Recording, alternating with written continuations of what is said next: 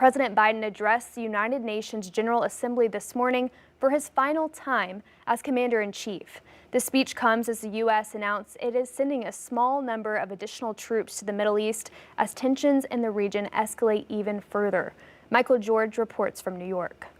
President Biden took the stage at the United Nations General Assembly as tensions in the Middle East edge closer to an all-out regional conflict. I know many look at the world today and see difficulties and react with despair, but I do not.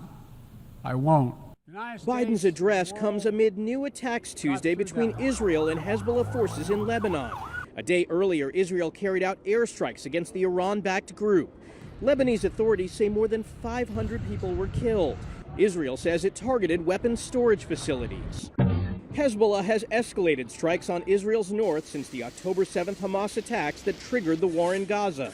President Biden said he hasn't given up on reaching a diplomatic solution. Now is the time for the parties to finalize its terms, bring the hostages home, and secure security for Israel and Gaza free of Hamas' grip, ease the suffering in Gaza, and end this war. President Biden is expected to have one-on-one meetings on the sidelines, but so far a meeting with Israeli Prime Minister Benjamin Netanyahu is not on the schedule. President Biden also spoke about the expansion of NATO and highlighted America's role in defending Ukraine against Russian aggression. We cannot grow weary. We cannot look away. And we will not let up on our support for Ukraine. Ukraine's President Volodymyr Zelensky is set to meet with President Biden, as well as Vice President Harris and former President Donald Trump this week.